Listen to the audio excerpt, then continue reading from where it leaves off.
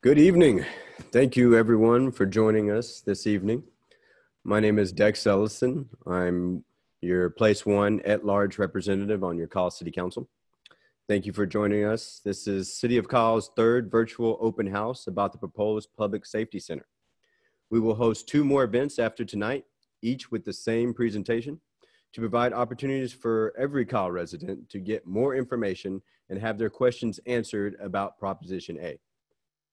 I want to make a special note that next week's open house on Thursday, October 8th, will be a hybrid event with the option to join in person at City Hall from 6 to 8 or virtually through a Zoom webinar that will begin at 7 p.m. Spanish interpretation and closed captioning services will also be available virtually through Zoom next week. Before we get started with tonight's presentation, I want to allow Patty Hickson from our bond communications team to go over a few Zoom webinar features, and then we'll get into the details of the proposed bond. Thank you, Councilmember Ellison. My name is Patty Hickson, and I want to go over a few features of the Zoom webinar for those who may not be familiar. First, this presentation is being recorded and will be posted online at thecityofkyle.com/bond. It is also being live streamed to the city's Facebook and YouTube accounts, as well as to Kyle 10.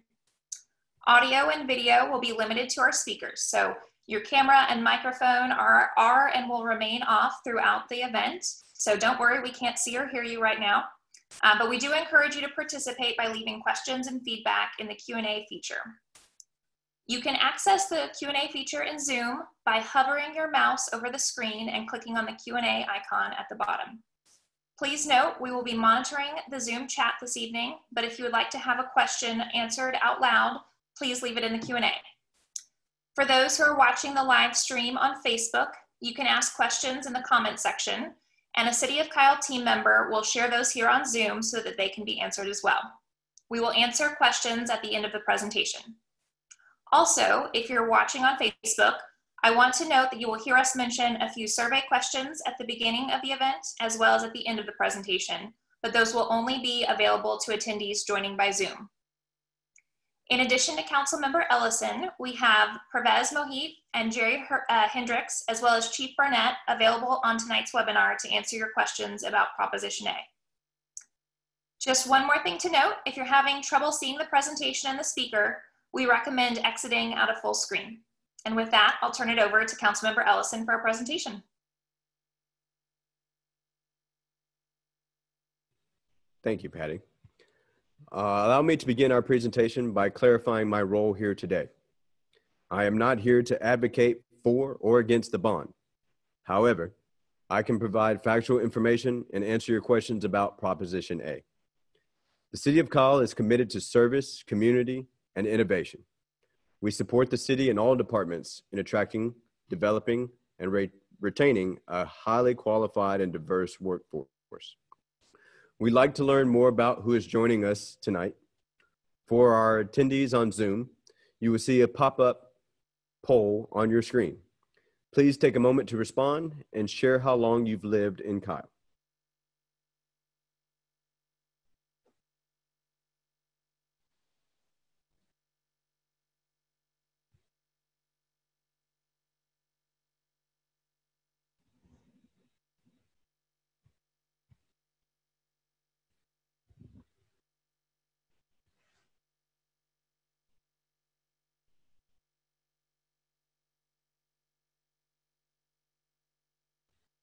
All right, fantastic. We've got the long-term folks on here today. We appreciate that. Thank you all for coming out. Always great to see so many Kyle residents here. Thank you again for joining us. We'd now love to know how you heard about tonight's meeting. Our Zoom attendees will see another pop-up poll on the screen. Please take a moment to respond to that one.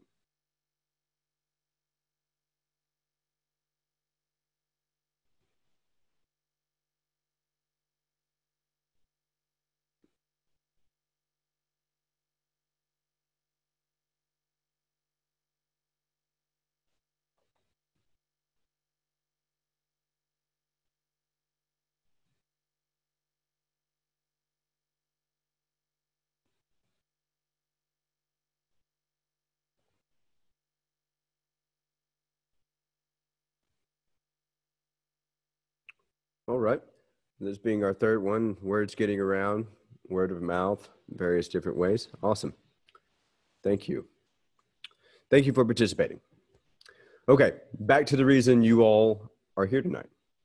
We want to share more information about Proposition A and the public safety needs of our growing population. Kyle is a growing city, and as the community grows, our public safety needs grow too. I'm going to play a quick video that talks a little more about where we are.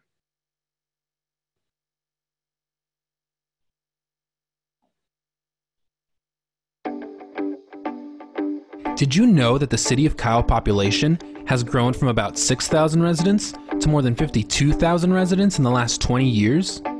And did you know that the Kyle Police Department is currently understaffed and spread thin across 3 different facilities, including an old bank building with officers working out of bank vaults?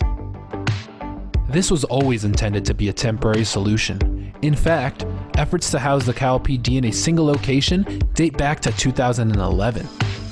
As our community grows, our public safety needs grow too. That's why Kyle City Council has called for Proposition A, a $37 million bond election to fund a new public safety center. If voters pass Proposition A on Tuesday, November 3rd, the city would be able to finance the design and construction of a new public safety center to serve residents for the next 20 years. This project could begin construction in spring 2021 and be completed in roughly 14 months. It's important to note that in light of COVID-19, the city would also be deferring the tax rate impact, meaning residents wouldn't see the estimated $13 a month increase until October 2021.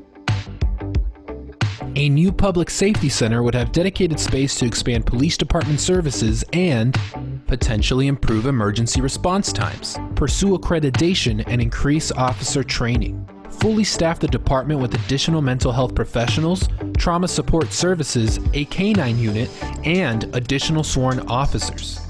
Expand community engagement programs. And build out an emergency operations center where the city could collaborate with surrounding authorities during critical times, such as natural disasters, community-wide security threats, or even pandemics like COVID-19. This public safety center is an investment in our community. To learn more about Proposition A or how a new public safety center will help address the safety needs of our growing population, visit cityofkyle.com/bond.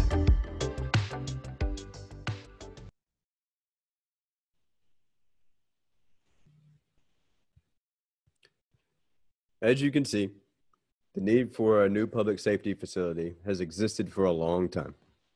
And while the unprecedented situation with COVID-19 has impacted everyone in Kyle and beyond, it has also reinforced the need for a dedicated space for the city to provide public safety services to our residents. Initial discussions about the need for a new public safety facility date back to 2011, when a needs assessment for the Kyle Police Department was first conducted by Brinkley Sargent Architects. A follow-up study was conducted by Brinkley Sargent Architects in 2019, which updated the project facility needs for the police department by 2029 and 2039. These studies looked only at facility requirements for the police department and did not take into account additional square footage to establish an emergency operations center or any space required to support the additional public safety services provided by the city. In addition to the police department needs analysis, we heard from the community that public safety needs were an important concern through our Future of Kyle 2020 community survey that was conducted earlier this year. One of the things we heard was that the construction of a police safety facility was one of the top priorities for respondents in the next budget year. We also heard that over 90% of respondents agreed that traffic law enforcement is extremely or somewhat important. Finally, 98% of respondents believe that crime prevention and deterrence is extremely or somewhat important. With all the data collected about Kyle's growing public safety needs going back to 2011, City Council voted to call a $37 million bond election on Tuesday, November 3rd, 2020, which seeks voter approval for Proposition A to finance the construction of a public safety center that will support our growing community. It's important to note that in light of COVID-19, the city would be deferring the tax rate impact until October 2021 as part of the city's fiscal year 2022 budget, meaning that if passed, the community members wouldn't see this property tax rate increase for more than a year. As part of the planning that took place before calling the bond election on August 17th, the city formed a task force in 2018 to officially begin the process of researching and designing a public safety center for consideration of bond funding. The task force is made up of representatives from the city, police department, and the community. After extensive research of facilities in other municipalities, the task force identified police headquarters in College Station, shown here, and New Braunfels as an ideal model for Kyle's proposed public safety center. Both facilities were designed by the architecture firm Pagal, and in early 2020, City Council approved funding for a contract with Pagal to begin customizing an existing design for the proposed public safety center. Using the existing facility design provided the city with an opportunity to expedite the design process. And if passed by voters in November, the design would be finalized and construction could begin in spring 2021.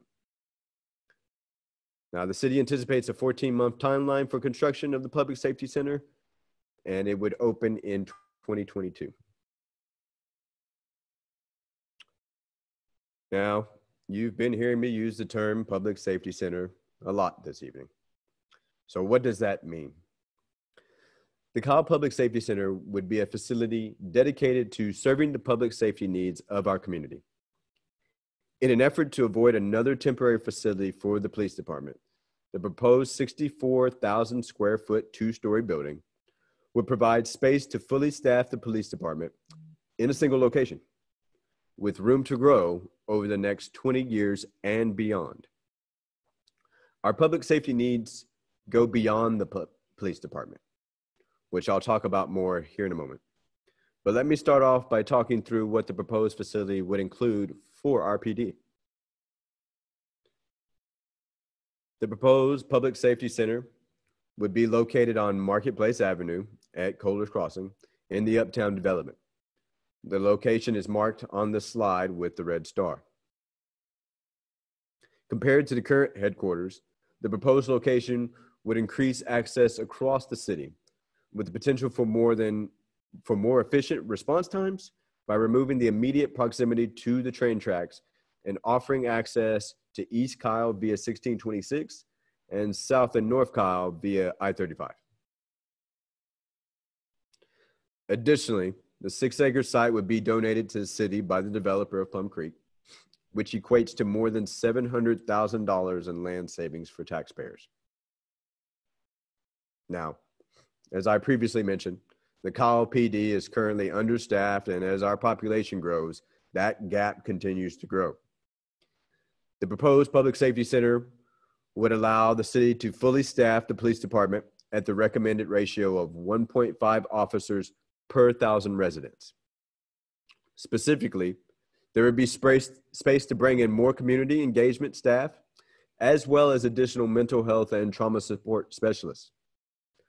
In the proposed Public Safety Center, there would be an investigation suite that offers additional privacy and can accommodate victims or residents experiencing trauma as a result of crime. In the current headquarters, the evidence room is nearly full. However, the police department is legally required to store certain evidence for decades, and the space needed will only grow with our growing population. In the proposed Public Safety Center, there would be additional space to store and protect evidence, as well as an in-house crime and evidence lab.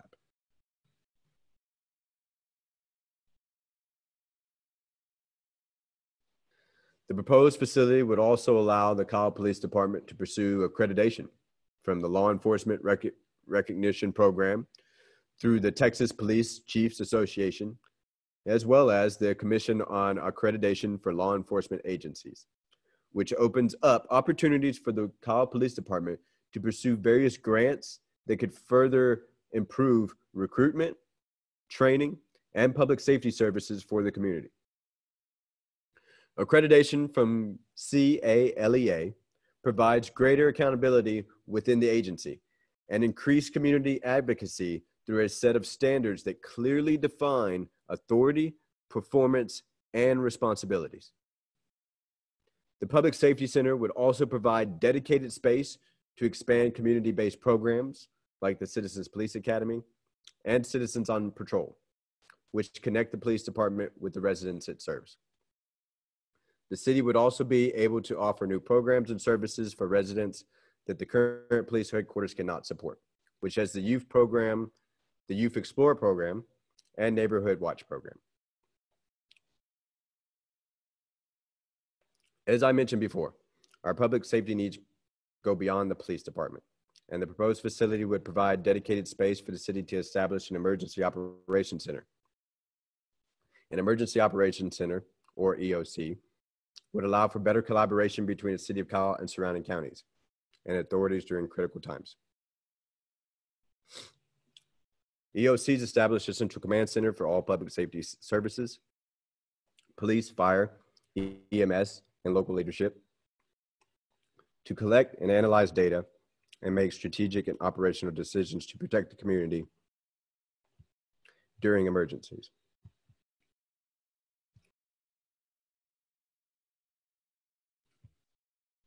Excuse me. Emergencies often addressed in an EOC include, but are not limited to, weather-related, natural disasters, community-wide security threats such as school shootings or hostage situations, major traffic accidents on I-35, or even pandemics like COVID-19. In addition to establishing an EOC and providing room for the police department to grow over the next 20 years, the Public Safety Center would also provide immediate temporary space for ancillary public safety functions, including IT, communications, and city administration, until the police department requires the full building. The proposition bond, Proposition A, is estimated to cost approximately $37 million. If passed, the city anticipates raising the property tax rate by an estimated 7 cents per $100 of valuation during the 20-year life cycle of the general obligation bonds. That means that the average property owner with a $216,000 home within the city of Kyle would see their property taxes increase approximately $13.50 per month, or about $160.50 per year.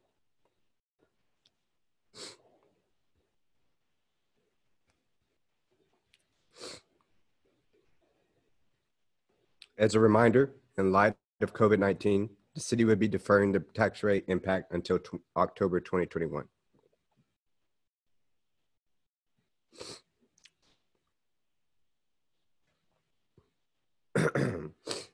Many residents have been asking the city council what happens if the bond does not pass. It's important to note that if Proposition A does not pass, the city would not be able to issue debt through certificate of obligation for a public safety center for a minimum of 3 years.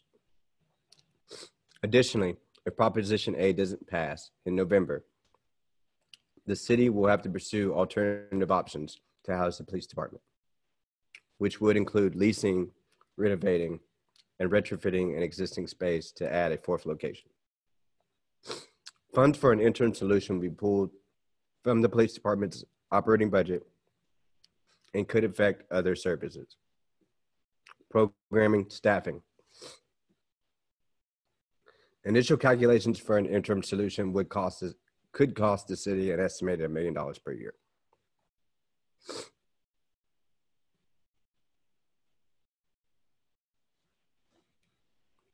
When you head to the polls, you'll see this language on the ballot.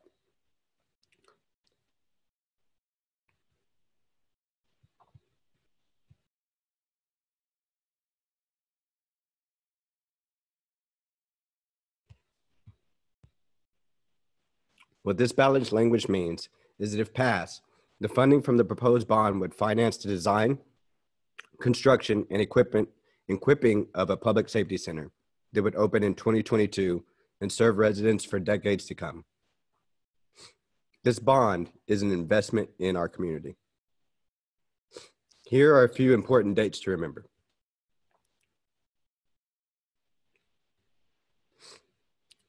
We all know Election Day is Tuesday, November 3rd. Early voting takes place from October 13th to the 30th. The last day to register vote is this coming Monday, October 5th. To register or apply for a ballot by mail, visit the Hays County Government Center or Elections Office online. You can also find all polling locations and hours on our website at cityofkyle.com/bond.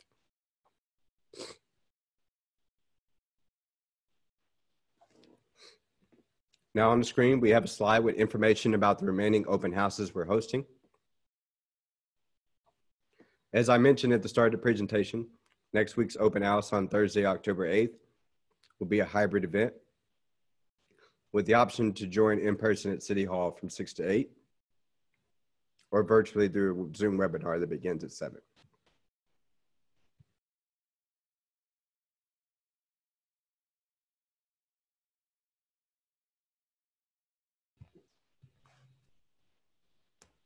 Face coverings will be required and local, state, and guidelines for social distancing will be followed in person.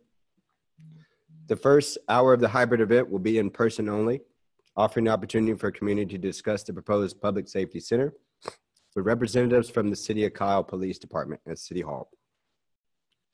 At 7 p.m., Chief Barnett and Captain Hernandez will give the same presentation on Prop A from City Hall, which will be live streamed to virtual attendees via Zoom, Facebook, YouTube, and Kyle 10.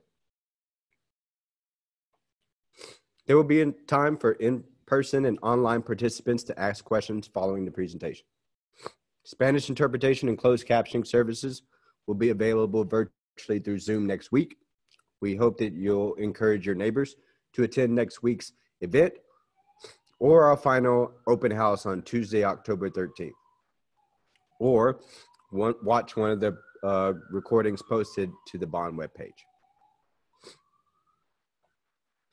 On this slide, you can see the link for our bond webpage, cityofkyle.com/bond, as well as the bond hotline phone number and email.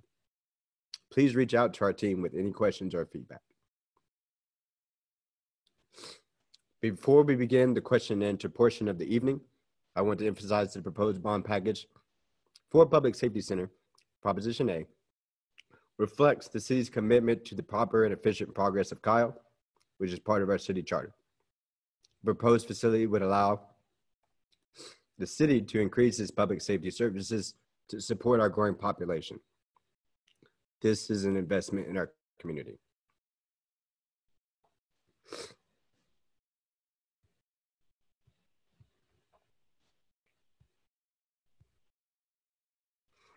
Thank you so much for tuning in this event. With that, we will now begin the Q&A. As Patty mentioned earlier, Zoom attendees can leave questions or comments in the Q&A feature of the webinar. Facebook viewers can leave your question as comments, and a representative from the city will share those. We will read questions out loud along with our answers. If a question is repeated, we will acknowledge that it has already been answered. All right, well, thank you, Councilmember Ellison. Really appreciate you giving that presentation. I know your allergies have been bothering you, so thank you so much for that. We already have a number of questions coming in through the Q&A feature, but as Councilmember Ellison mentioned, for folks joining on Facebook, be sure to leave those questions in the comment section. We'll get them transferred over here from a City of Kyle team member. And for folks on Zoom, continue to add your questions to the Q&A box. To kick things off, we actually have a question about whether or not the $37 million proposed bond includes interest charged. And I would love to ask the CFO of Kyle, Pervez Mohit, to answer that question for us. The $37 million amount is the principal amount for the bond. It does not include financing cost or interest cost. At this time, it is estimated that if the city was to issue $37 million in general obligation bonds, the interest cost will total approximately $19 million over the 20-year period. Thank you so much, Pervez. And then in terms of the tax rate impact, we have another question from Rhonda asking, as our home values go up, and since the bond is around 0.7% of our tax bill, will our out-of-pocket cost go up as well? Can you respond to that one as well? So depending on the value of the home, if the assessed value of the home increases, the total tax bill will increase in addition to the tax rate increase for the $37 million in bond. So it all depends. The assessed value may go down. The residential owner may see a decline or decrease in their tax bill. So it all depends on the assessed valuation for that year. Thank you so much for that. We have a couple of questions that have come in specifically for Chief Barnett. Chief, one question, another one from Rhonda, asks, how will this improve the performance of your staff? And can you tell us how many calls KPD handles each year and what increase in calls you expect in the next 5 years? I know that's about 3 questions in one, but let me know if you have any questions and need me to repeat that back. You bet. Those are all great questions. So I believe this new facility is going to first and foremost give us a greater opportunity to interact with the community and provide services that our current facilities do not allow us to offer. With having multiple rooms available for training, to host crime watch meetings, and to engage with the public is going to be something that we really don't have the opportunity to do in our current building. I do think that with the additional space, we're going to be able to bring in additional staff members, specifically as it relates to our mental health division, to our crime victim services division, and all of those services that reach out to the community. We call them community policing officers. And I think those types of workspaces will allow us to grow those staff members that will better serve the community. Very specifically, we want to engage with the public and make our police department their home and have them come in and join with us and collaborate and make sure that we're performing and providing the services that our citizens want. In regards to, I believe the next part was about how many calls for service do we have and kind of what is that trend. So we just surpassed in 2019 50,000 calls for service. That includes both dispatched calls for services and then officer initiated services, meaning that while they're out on patrol, they see some type of activity that they need to initiate a call for service, whether it's a traffic stop, a possibly intoxicated driver, or maybe a suspicious circumstance. But in 2019, we surpassed the 50,000 mark for calls for service. That's been going up. So in the 2016-17 timeframe, that was going up at about 3,500 calls per year. In more recent years, more like 18 to 19, we were seeing 5,000 jumps in our year-end totals for that. So I think our calls, based on projections, notwithstanding COVID, I think our 2020 numbers may dip a little bit because we had some stay home, stay safe orders for a while, and that reduced the number of accidents and calls for service on the interstate.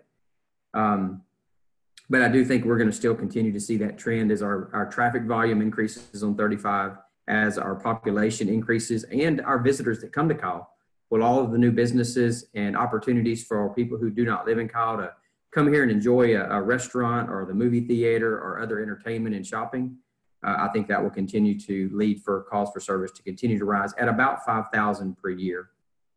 I think the other part of that was, can you help me remember the other part of that last question? I actually think you managed to hit on all of those points of the question. So thank you so much for that. Although there is another question for you specifically about whether or not KPD currently has a drug abuse prevention program. This question also comes from Rhonda. And if you have that a prevention program now, or if not, are there plans to start one with the proposed facility? Okay, yeah, great question. So The closest that we come to offering some type of drug abuse resistance programs really comes with our juvenile officer. We have one juvenile officer currently. And that officer's job is to absolutely help deter youth that are potentially heading down a path of criminal activity, or maybe they're suffering from some mental situations and whatnot. That juvenile officer is there actually to help guide them and prevent them from becoming adult criminals. So he partners with all of the resources here in Hays County and even in Central Texas to help get them the help that they need. We do hope to grow that into the adult population as well with our new facility by hiring more community policing officers. Those officers are there to help solve problems before they begin and before they become a criminal problem. So when they partner with our various services and offerings from our community partners, those officers are going to try to identify potential problems and help get people the help that they need before they end up on the criminal side of our enforcement. So yeah, I do think we will grow that in the years to come, and this new police facility is going to give us the opportunity to do that. Great, thank you so much. Another finance question for Pervez. An anonymous attendee asked, who will service or hold the bonds? If the voters approve the bond, issuance of the bond, and council authorizes city staff to begin the process of selling those bonds, the staff will take bids from various underwriters to get the best deal for the city of Kyle. So at this point, we do not know until we begin the bidding process for those bonds.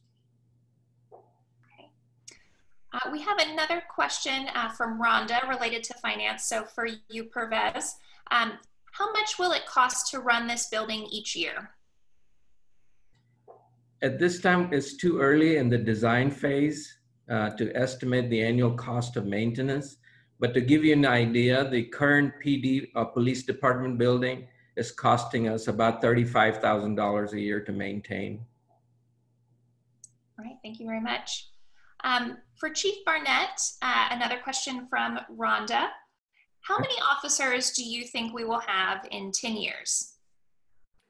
I think with this new facility, we're going to see a lot of growth in our police department and all of the different services that we offer. Speaking specifically about police officers, in a 10-year projection based on population and anticipated calls for service, I think we'll have somewhere in the low 100s. It could be around 110 to 130, depending on the continued growth. As we all know, Kyle is a growing city, and people love to come here and visit and participate in our shopping and dining and all of that to leads to potential services for our police officers. But I think we'll be in the low 100s to maybe 130-ish. Thank you very much. We have a question from Jan. Is this the only type of building you have looked at, New Braunfels and the College Station building, where the towns that were mentioned in the presentation? Jan says, I feel that we need to grow, but the money aspects look like you want a place more like Lakeway. Kyle doesn't have Lakeway money, and our property taxes are already going up, and now the mayor wants to raise the water. Councilmember Ellison, could you maybe respond a little bit about the research done going into this facility?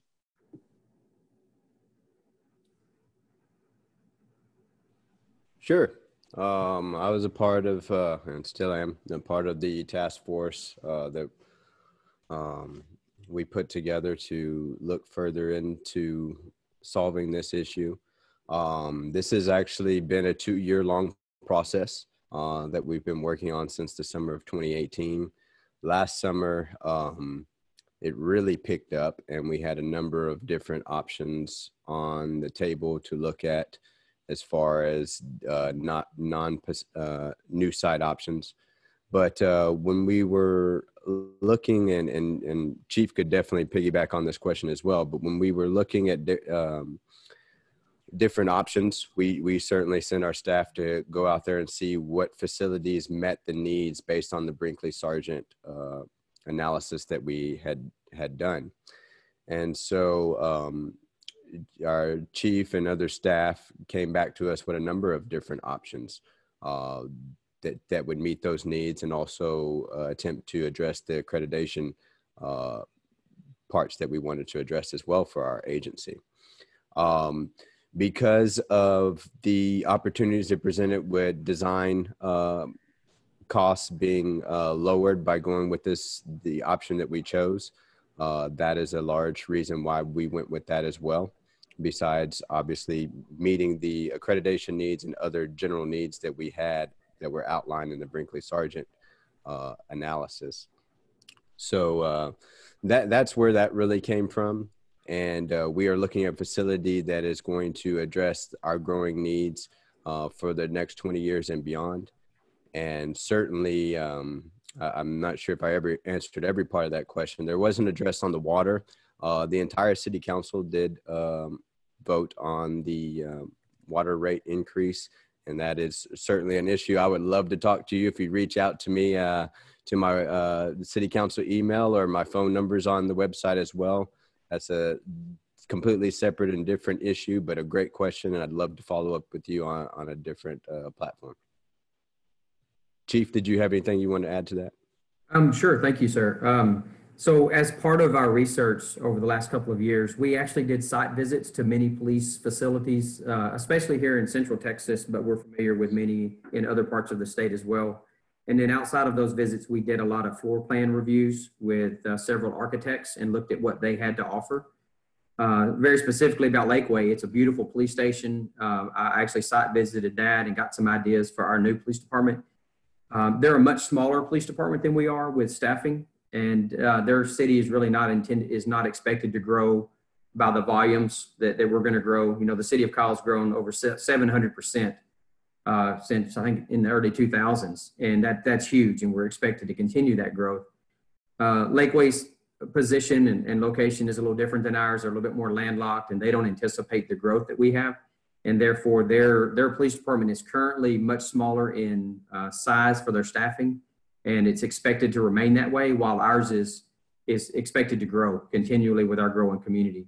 We went out and looked at a lot of police facilities and tried to pull in the best ideas that we could and try to bring them all in. But when we found a facility such as College Station and the New Braunfels police facility, they had practically all of those ideas already incorporated in their new modern police facility, and it was really a really good match for our community.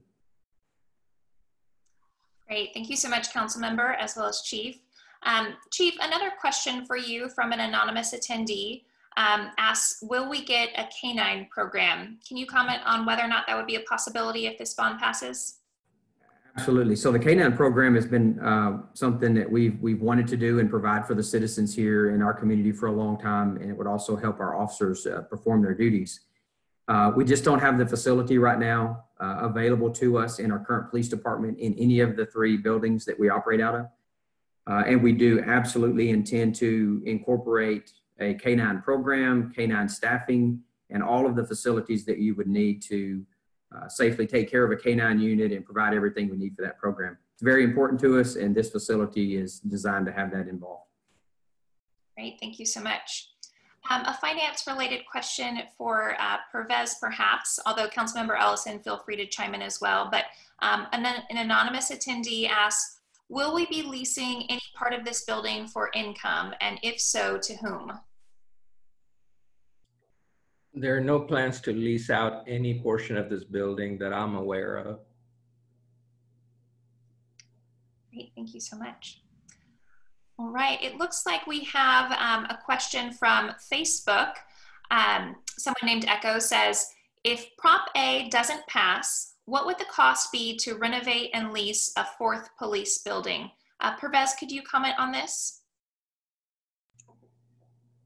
I do not have a cost estimate on that. We'll have to get that information back. All right, thank you so much. And for that, for the commenter on Facebook, do know, we mentioned it earlier and we'll show it again on the screen, but we have the bond email address or hotline phone number. If you reach out, we can certainly follow up on that information. There's another question from Samuel on Facebook who asks, there's a budget assigned to this, a design, a site. Is there a breakdown on the budget? The building seems overpriced, is that comment. Councilmember Ellison, would you be able to comment at all, and maybe Pervez also to share a little bit about how the budget was set for this particular bond? There is a project budget, preliminary budget that was determined that total cost of the project of $37 million. It breaks down by design, construction cost, estimated construction cost, and for the equipment for the entire building.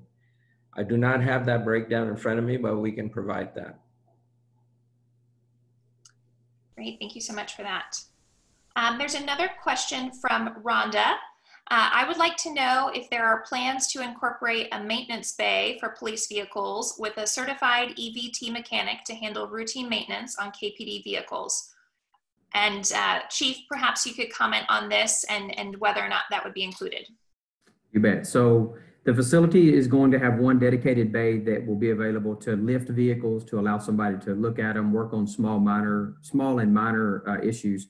We don't typically do our own mechanic work. We typically outsource that to an expert in our local community who provides the best service, the transmission, or maybe it's tires and whatnot.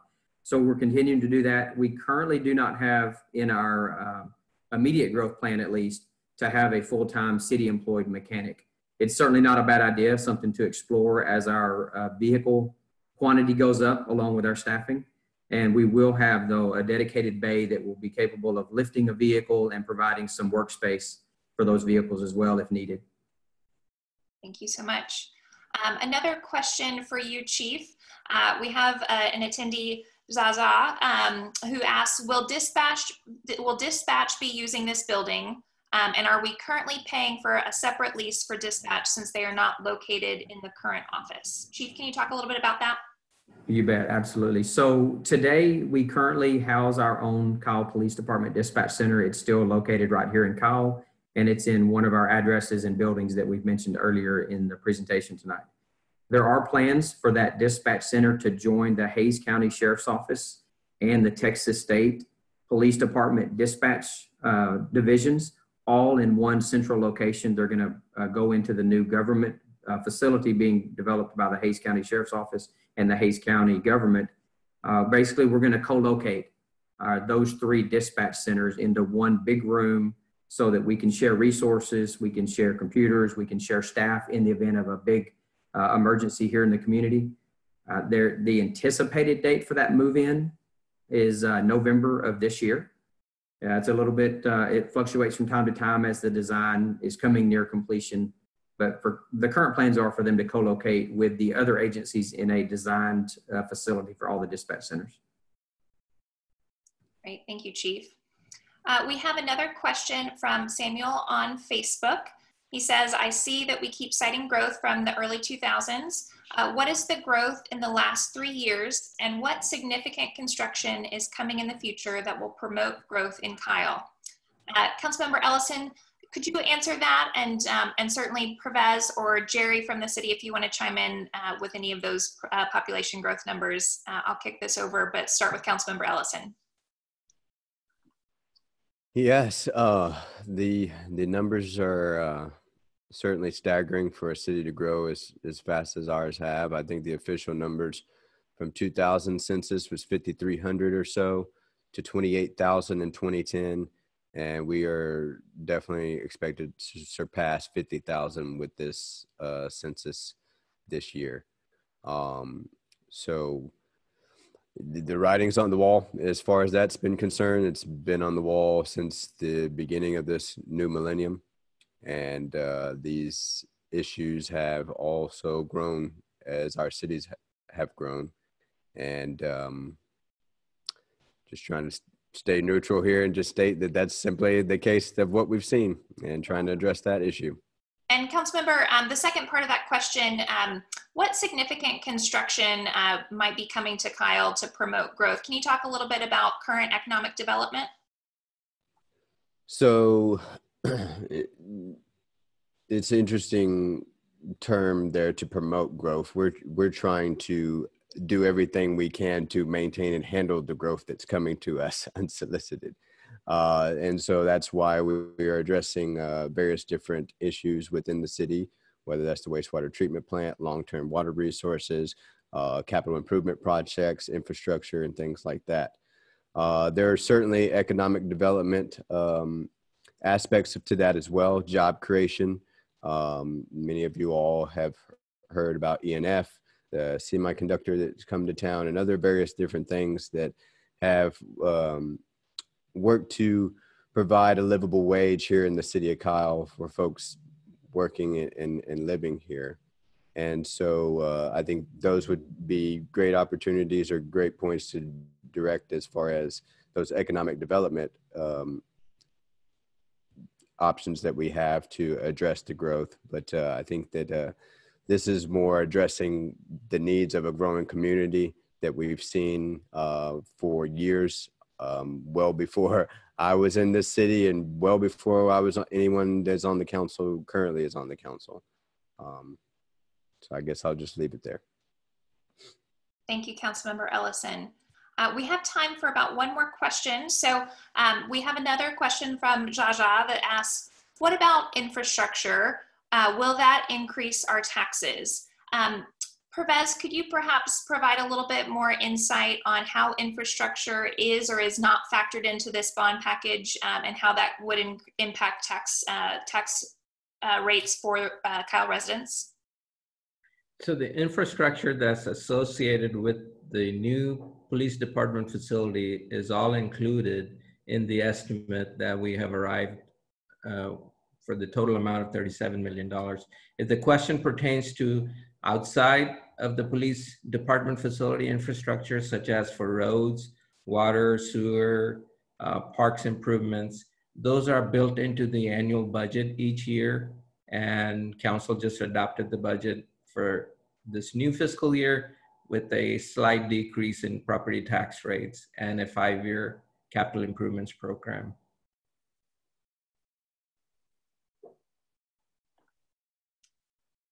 Thank you so much, Pervez. All right, well, I know that we want to be thoughtful about timing. Councilmember Ellison, will you help us wrap up? Absolutely. So that wraps up our question and answer portion of the evening. But if you have additional questions or feedback, please reach out at any time by calling 512-843-8940 or emailing 2020bond@cityofkyle.com. Before we end the event, we would like to close with a few exit survey questions for our Zoom attendees. Folks on Zoom will see 3 polls pop up one at a time, which should take just a few minutes, few moments for everyone to answer. We value your feedback and appreciate your thoughtful responses.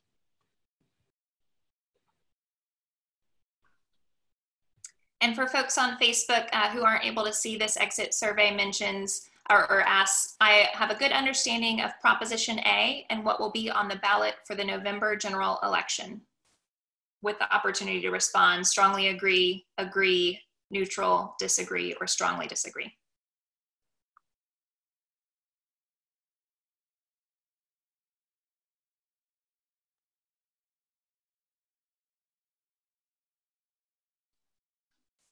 And we now have our second question up for those on Facebook. I learned information today that I did not previously know about Proposition A for a public safety center in Kyle. And the options to respond are strongly agree, agree, neutral, disagree, or strongly disagree.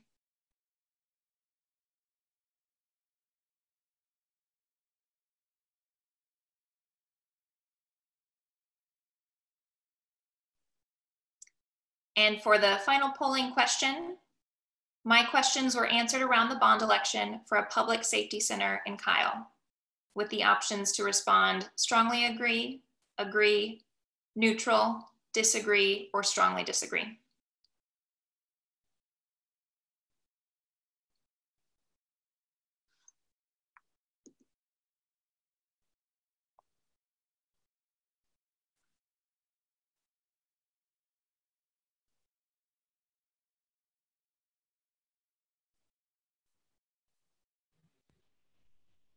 All right. I think that's all of them, right, Patty? Yes, that is all of our polling questions. All right. Thank you, everyone, again, sincerely for your input and joining us this evening. Some really great questions. We certainly appreciate your participation. I think that a lot of these questions, once again, are really great questions, and we want to get as much factual information out there. Certainly appreciate everybody's participation. I hope everyone stays safe out there and stays clean, and have a good night. And thank you to everyone. You'll see on this screen, we'll keep it up for a few minutes. If you do have any additional questions or want to follow up, you can certainly feel free to reach out to the bond team at 512-843-8940 or by email at 2020bond@cityofkyle.com. Thanks so much.